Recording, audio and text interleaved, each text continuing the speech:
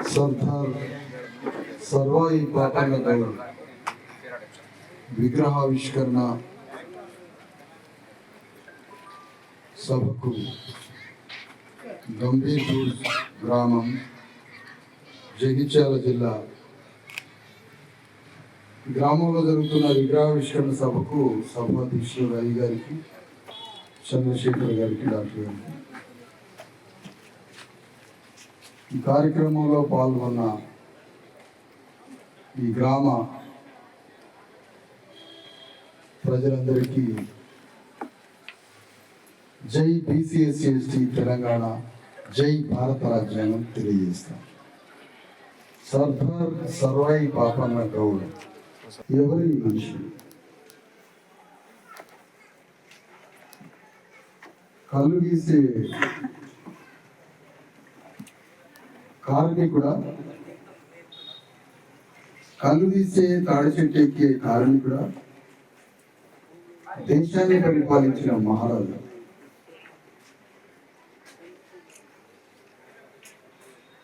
ఒకవేళ అతను కళ్ళు తీసే కార్మికుడు మాత్రమే అనుకుంటే మనం అందరం కళ్ళు తీస్తూనే ఉంటాం. అతను ఒక మహారాజుని గుర్తించి రాజ్యాన్ని వెళ్ళినటువంటి రాజు అని గుర్తించి ఆయన మహారాజు ఎట్లయ్యాడో గుర్తించి ఆ వారసత్వాన్ని కొనసాగించాలి అని మనం అనుకుంటే మనం రాజులు.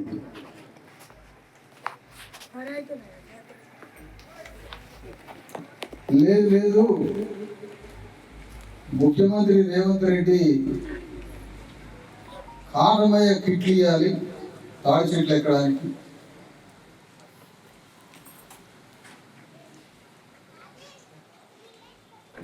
అని సర్వాయి పాపన్న గౌడ్ సభలో గౌడలు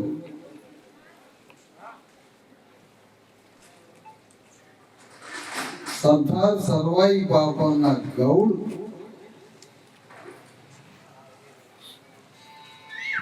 యొక్క సభలలో ముఖ్యమంత్రి రేవంత్ రెడ్డిని గౌన్లోళ్ళు తాడి చెట్టు ఎక్కడానికి కావాల్సిన కిట్లు ఇవ్వాలి.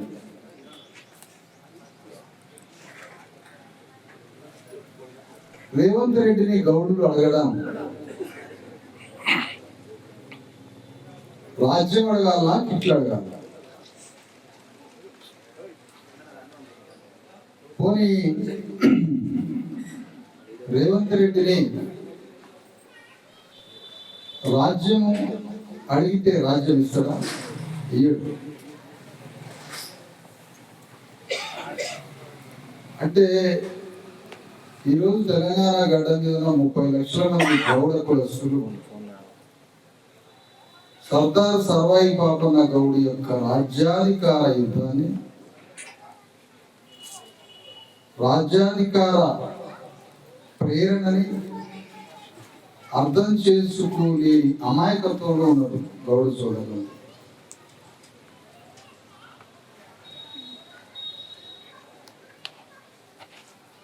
అందుకని గౌడ సోదరుల యొక్క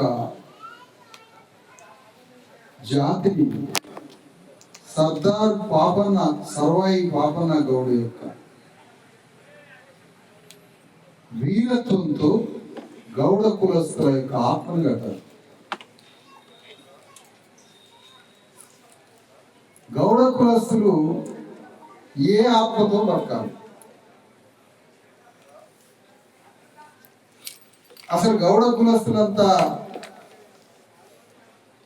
కళ్ళు గీసి పొట్ట నింపుకోవడానికి అన్నం తినే శరీరాల? గౌడ కులస్తులకి ఏమైనా ఆత్మ ఉన్నదా?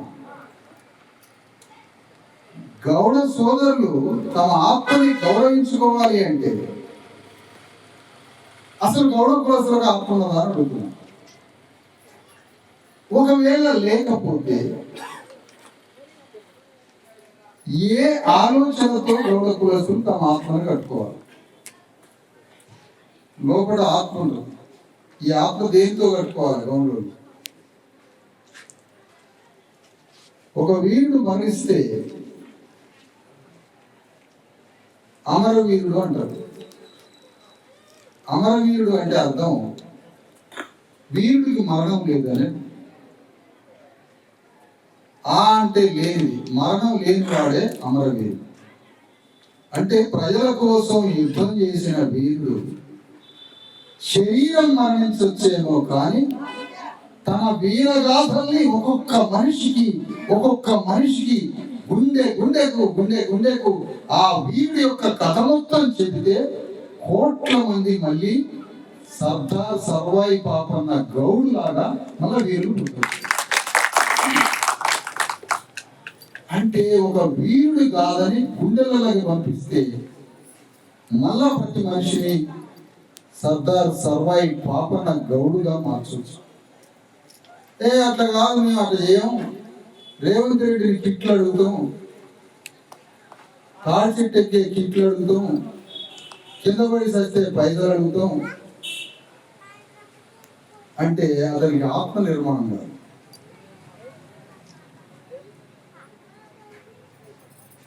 శివాజీ రాజ్యాన్ని చూసి మహారాష్ట్రలో మరాఠాలు రాజ్యాన్ని వెళ్తున్నారు. శివాజీ వారసు భగత్ సింగ్ పోరాటాన్ని చూసి పంజాబ్ లో జాట్లు రాజ్యానికి వచ్చారు. అల్లూరి సీతారామరాజును చూసి రెడ్డి అనే పోరాటాన్ని చూసి రెడ్లు రాజ్యానికి వచ్చారు. త్రిపురనేని రామస్వామి చౌదరి యొక్క పోరాటాన్ని చూసి కమ్ముళ్ళు రాజ్యానికి వచ్చారు.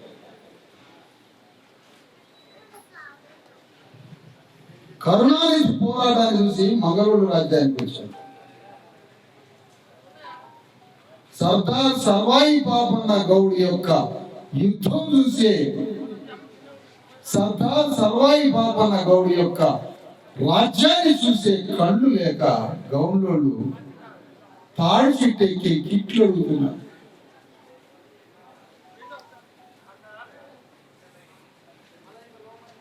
కరెక్ట్ గా తెలంగాణలో గౌండ్లంతా ఏకం అయితే రెడ్డి రాజ్యాన్ని సమాధి చేసి గౌండ్లు ముఖ్యమంత్రి కావచ్చు. మరి ఏది మా వాళ్ళకి ఆత్మ లేదు లోపల.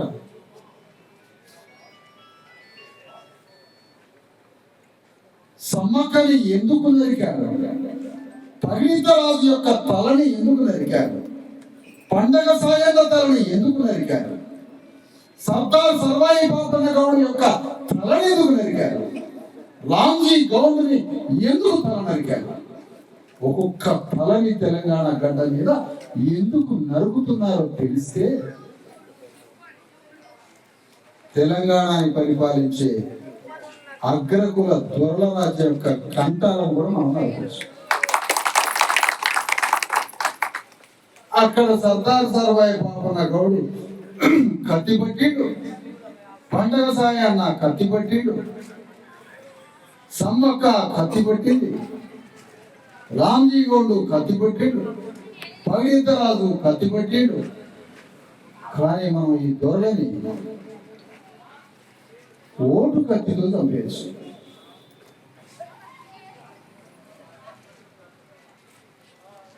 తెలంగాణ గడ్డ మీద సర్దార్ సర్వాయి పాపన్న గౌడ్ గౌండ్లకి ఆదర్శం కాలేకపోయాడు.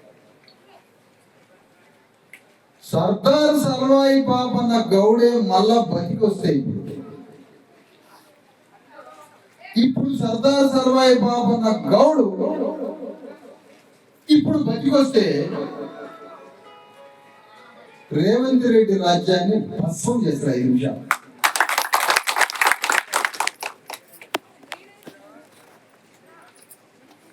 ఆంధ్ర పోయి చంద్రబాబు నాయుడు రాజ్యాన్ని భస్మం చేస్తారు, కర్ణాటక పోయి అక్కడ రాజ్యాన్ని భస్మం చేస్తారు, మహారాష్ట్ర పోయి అక్కడ రాజ్యాన్ని భస్మం చేస్తారు. ఎందుకు భస్మం చేస్తారు అంటే సర్దార్ సర్వాయి పాపన్న గౌడ్ అంటే కోటర్ సీసాలకు అమ్ముడు పోయేటోడు కాదు, 500 రూపాయలకు అమ్ముడు పోయేటోడు కాదు.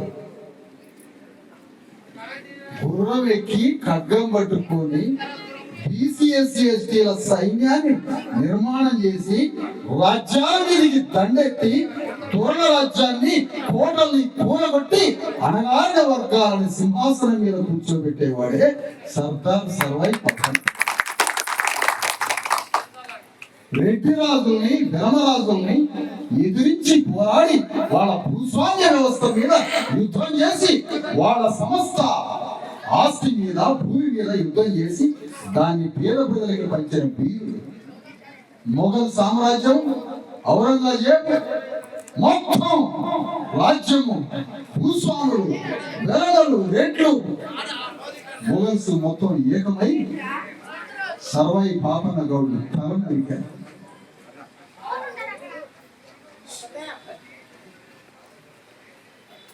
నేను ఆత్మను కట్టడానికి వచ్చిన గౌన్లలో అన్నం తినడానికి వెళ్తాను.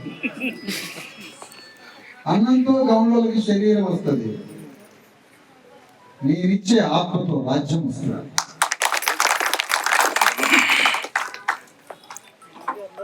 ఇప్పుడు దాకా మాట్లాడిన ఆది శ్రీనివాస్ గారు పోయేసరికి ఆయన కూడా పడిపోయారు పాపం సగం మంది గౌన్లో. సర్దార్ సర్వాయి పాపన్న గౌడ్ ఒక రాజు, ఒక భూమండలం మీద క్షత్రియుడు. అతను రెక్కల్ని ముక్కలు చేసుకొని తాడి చెట్టు ఎక్కడం కాదు, 30 అడుగుల తాడి చెట్టు ఎక్కడం కాదు, 3 అడుగుల సింహాసనం కావాలని చెప్పాడు సర్దార్ సర్వాయి పాపన్న. గౌన్లోళ్ళని, మాలోళ్ళని, మాదిగోళ్ళని, సాకలోళ్ళని, మంగళోళ్ళని, దుర్లేకులని, సమస్త కులాలని ఆనాడే కట్టిండు. కానీ సర్వాయి పాపన్న గౌడు గురించి మనకెవరు చెప్పారు? కాంగ్రెస్ వాళ్ళు చెప్పలే, వాళ్ళు భూస్వాములు కాబట్టి. తెలుగుదేశం వాళ్ళు చెప్పలే, వాళ్ళు భూస్వామి కాబట్టి. టిఆర్ఎస్ వాళ్ళు చెప్పలే, వాళ్ళు భూస్వామి కాబట్టి. మరి కమ్యూనిస్టులు ఎందుకు చెప్పలే? ఆ భూస్వామికి వెళ్ళి చుట్టారు కాబట్టి. నక్సలైట్లు ఎందుకు చెప్పలే? వారికి కూడా ఒక బంధుత్వం ఉంది కాబట్టి దొరుకుతుంది.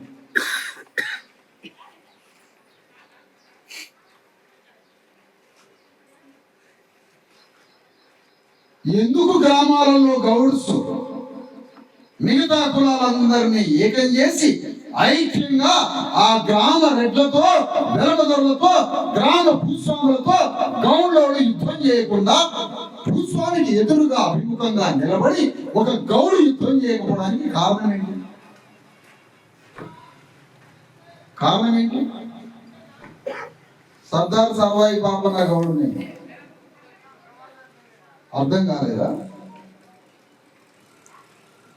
లేదే సర్దార్ సర్వాయి పాపన్న గౌడికి ద్రోహం చేస్తున్నావా? లేకపోతే నీ కులం, నీ రక్తం, నీ పూర్వీకుడు రాజ్యానికి వస్తే గౌండ్లంతా ధర్మరాజు దగ్గర, గౌండ్లంతా రెడ్డిరాజు దగ్గర పనిచేయడానికి మీరు గౌండ్లో. ఎందుకు? ఆనాడే పార్టీ పెట్టిండు సర్దార్ సర్వాయి పాపన్న గౌడ్, అణగారిన వర్గాలందరినీ కలిపి ఆనాడే పెట్టిండు. అందరితోటి పార్టీ పెట్టి రాజ్యాన్ని తీసుకొని వచ్చింది. లొంగలేదు. ఎందుకు లొంగలేదు? సర్దార్ సర్వాయి పాపన్న గౌడు శరీరం కాదు లొంగడానికి, బెదరడానికి, భయపడడానికి, ఆకర్షించబడడానికి ఆయన శరీరం కాదు. ఎవరైన శివుడి రాజ్యాన్ని తేయడానికి బయలుదేరిన ఒక మహారాజు యొక్క ఆలోచన. శివుడు చెప్పిన సమానత్వ రాజ్యాన్ని తెలంగాణ గడ్డ మీద స్థాపించడానికి బయలుదేరిన 400 ఏళ్ల క్రితం పుట్టిన రాజు. అలాంటి రాజుని ఆదర్శంగా తీసుకుంటే గౌండ్లలో రాజ్యం వస్తుంది. లేదంటే కిట్లు కాదు, రేవంత్ రెడ్డి మీద కిట్లు కావాలి. ఇట్లాడు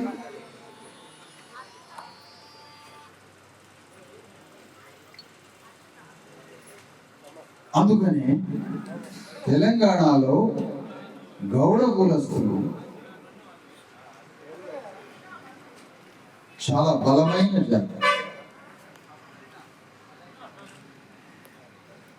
ఎంత బలమైన జాతి అంటే ఆత్మగౌరవంతో లేచి నిలబడి మళ్ళీ ఎందుకు వెనకడుగు వేస్తున్నారు గౌడ్స్? అంతెత్తున నిలబడడానికి బయలుదేరుతున్నాడు, మళ్ళీ ఎందుకో వెనకడుగు వేస్తున్నాడు గౌడ్. కాసేపు ఆత్మగౌరవంగా నిలబడుతున్నాడు, కాసేపు వెనకడుగు వేస్తున్నాడు. ఆ ఎటుగాని సందిగ్ధ స్థితిలో ఉన్న గౌడులని ఆ రేఖని దాటించి యుద్ధంలో తీసుకుపోవడానికి నేను గౌడ కులస్తుల ఇంటింటికి బయలుదేరి మాట్లాడాలనుకుంటున్నాను. ఎందుకంటే ఈ రెడ్ల మీద యుద్ధం చేయడానికి తెలంగాణలో గ్రామంలో సరిహద్దు మీద నిలబడ్డారు గౌండ్లు. యుద్ధానిక అగ్రకుల పార్టీలలో పనిచేయడానికి లోపల కొడుతున్నది కొద్దిగా యుద్ధం చేయాలని, కానీ వెనకడ చేస్తారు. నిర్ణయం తీసుకుంటే గౌండ్లు వాళ్ళతో పాటు మాదిగా నిర్ణయం తీసుకుంటారు. గౌండ్లతో పద్మశాలి పనిచేస్తే, గౌండ్లతో గొల్లైన ముత్తరాజైన మిగతా మొత్తం కులాలు ఆనాడు పాపన్న గౌడు దగ్గర లాగా పనిచేస్తే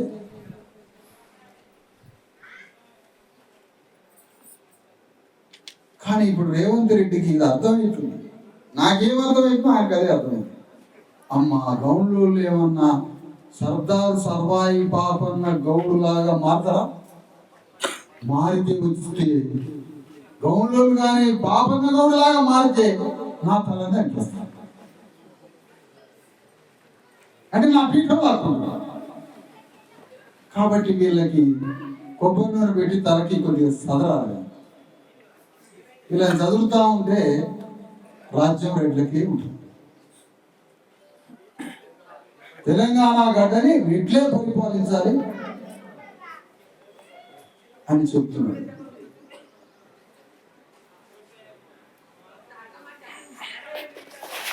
రెడ్లే పరిపాలించాలి. ఎందుకంటే మనం రెడ్ల ఒకప్పుడు రాజ్యాన్ని వెళ్ళిన రాజులు అని చెప్తున్నాడు రేవంత్.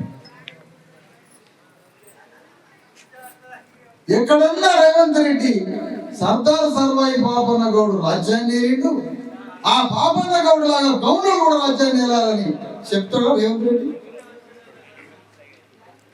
చెప్పడానికి సిద్ధపడతాడా? చెప్పలేదు.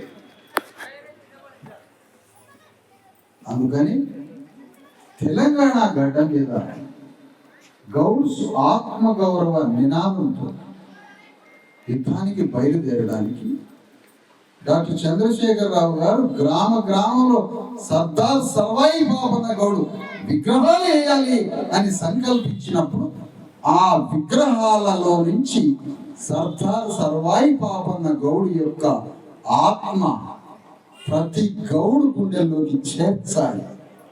అట్లా చేర్చుకుంటా పోతే తెలంగాణ గడ్డ మీద మన రాజ్యం. అందుకనే వీరుడి యొక్క రాజ్యాన్ని ఎప్పుడైనా పునరుజ్జీవం చేయొచ్చు, ఒక రాజ్యాన్ని ఎప్పుడైనా రివైవ్ చేయొచ్చు. రివైవ్ చేయడానికి మన ఏమి తిత్తులేదు, మన శరీరాల తిత్తుల్లోకి ఆలోచన తీసుకుంటాం. అలా ఆలోచన తీసుకుపోవడానికి ఒక బలమైన నాయకుడు కావాలి. ఇందాక పెద్ద మనిషి మాట్లాడుతూ ఒకసారి రవి నాకు సపోర్ట్ చేసిండు, ఒకసారి చేయలేదు అన్నాడు. ఈ రవి మరి రవి రాజ్యాన్ని చేయలేదు, ఇప్పుడు నువ్వు ఎప్పుడయ్యా చేయలేదు. నువ్వు ఒకసారి మద్దతు అట, ఒకసారి ఇయ్యలేదట. మరి నీకు మద్దతు ఇచ్చేది ఎప్పుడు?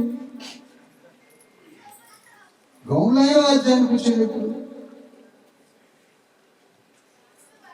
అందుకని సర్దార్ సర్వాయి పాపన్న గౌడు యొక్క ఆలోచన, పోరాటం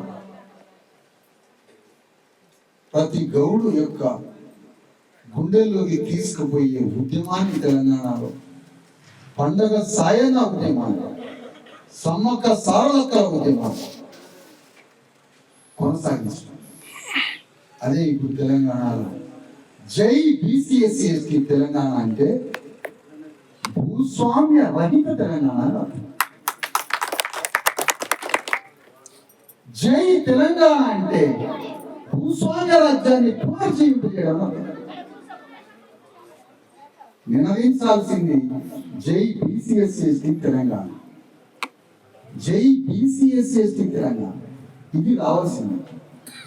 ఈ జై బీసీఎస్సీ తెలంగాణ అంటే సర్దార్ సర్వాయి పాపన్న గౌడ్ని మళ్ళీ పుట్టించడము. మళ్ళా పుట్టిస్తాము. ఆయన రాజ్యాన్ని బ్యాలెట్ బాక్స్లో నుంచి పుట్టిస్తాం. దానికోసం ఆత్మని కడతాం.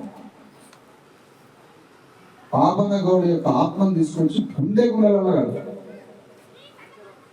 మా కట్టకుండా ఉన్నామనుకో 700 ఏళ్ళ సమ్మక్క 400 ఏళ్ళ ఎందుకన్నా అదేందుకు సిస్టమ్ చేస్తున్నావు?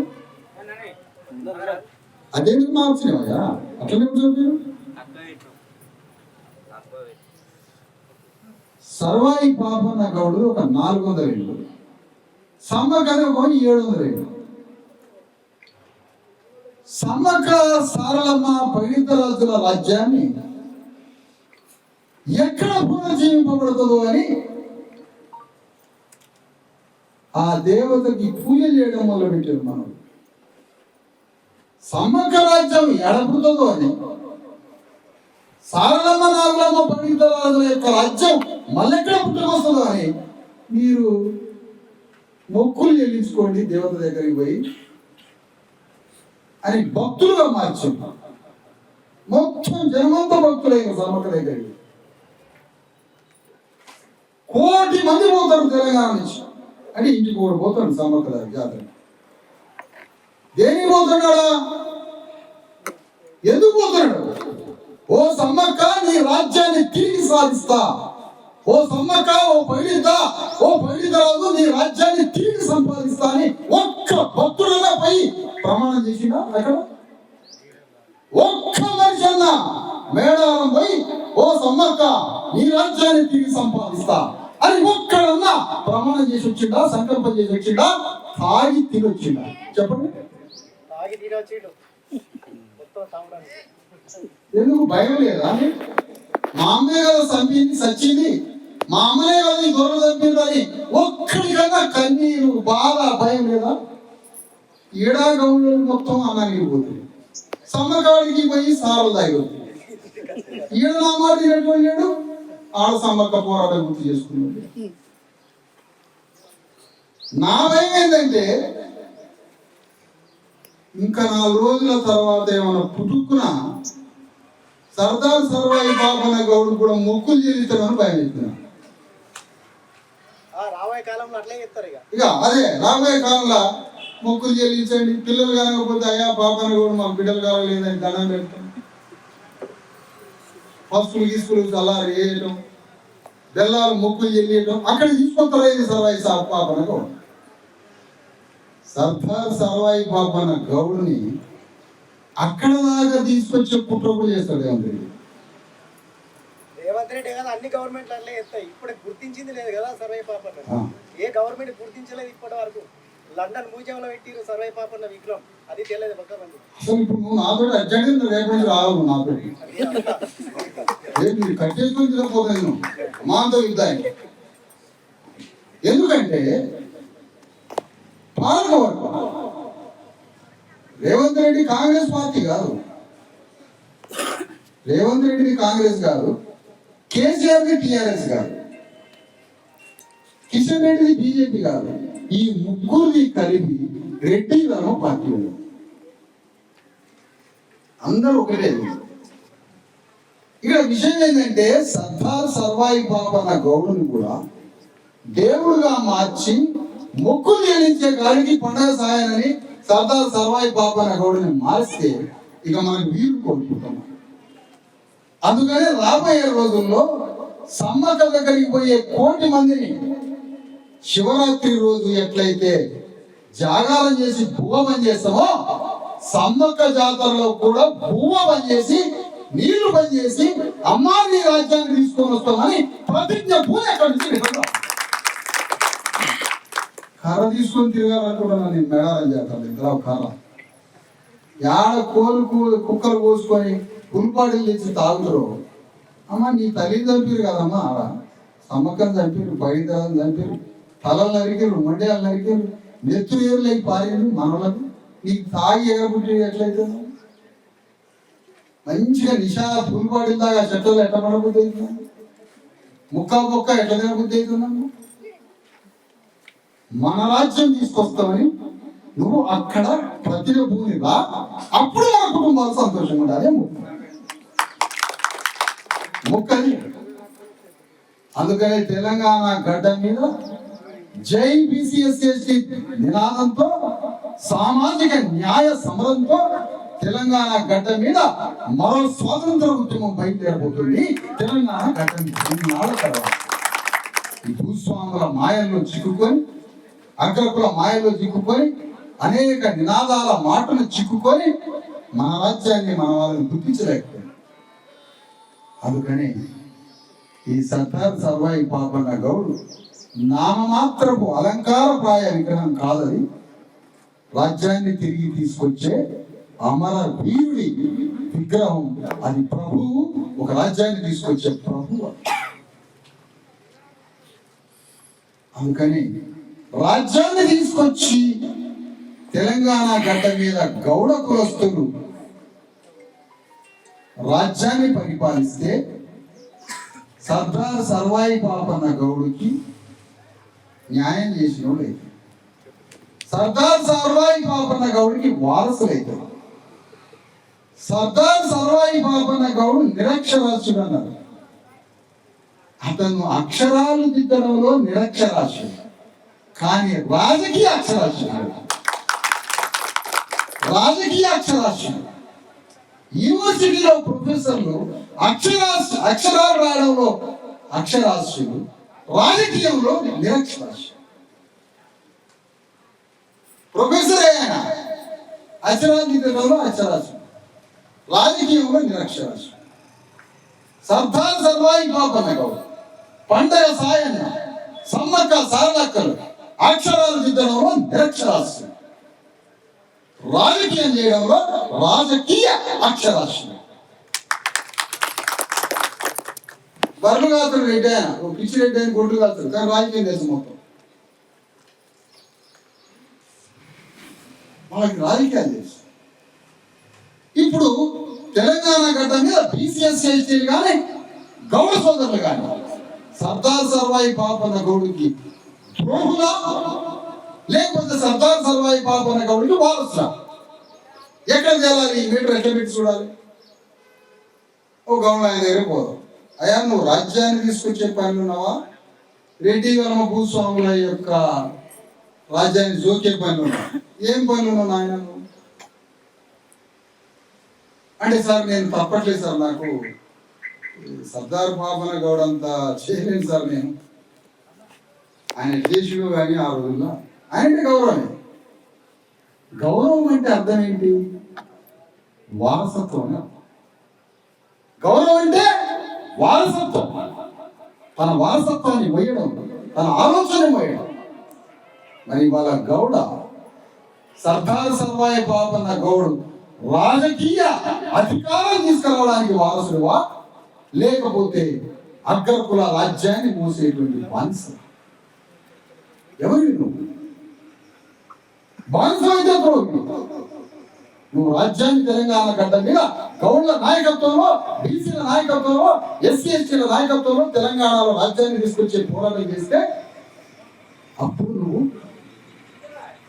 పాపన్న గౌడికి వారసు. ఏది మరి? ఇప్పుడు ఒక ఆయన బయలుదేరుతారు, నాకు ఇది నువ్వురా గౌడాయన అన్నావు, మా గౌడాయన గురించి మాట్లాడతాను అంటే ఒక ఆయన, అవును నేను గౌడాయనే అంట. ఎందుకంట? నేను గౌడాయన్ని మిగతా కులాలని అందరినీ కలిపి అందరితో రాజ్యం తీసుకొచ్చే పాపన్న గౌడు వారసత్వ ఉద్యమం చేస్తాను కాబట్టి నేను గౌడాయన్ని. ఈ మధ్య రేవంత్ రెడ్డి నా గౌండ్లోని కూడా సభ్యత్వం ఇచ్చారంట. ఆయన గౌండ్లోని కూడా సభ్యత్వం ఇచ్చారు, ముద్రాశోళ్ళు సభ్యత్వం ఇచ్చారు, మాంగోలు కూడా సభ్యత్వం ఇచ్చారు. ఒక కులం కాదట ఆయన ఇచ్చింది కదా గౌండ్లోనికి సభ్యత్వం. ఇస్తే సర్దార్ సర్వాయి పాపన్న గౌడు గౌడ బీసీల నాయకత్వంలో, ఎస్సీల నాయకత్వంలో రాజ్యం కోసం పోరాడి రాజ్యం తీసుకొచ్చిండు. ఇగో ఈ గౌడ బీసీలు ఎస్సీలు కూడా రాజ్యం తెచ్చుకోండి గౌడు చెప్పినట్టుగా పాపన్న గౌడ అని. ఎందుకు నీ ఉపన్యాసం లేదు? లేదంటే కేసీఆర్ ఉపన్యాసం ఎందుకు లేదు? కేటీఆర్ ఉపన్యాసం ఎందుకు లేదు? బీజేపీ నాయకుల ఉపన్యాసం ఎందుకు లేదు?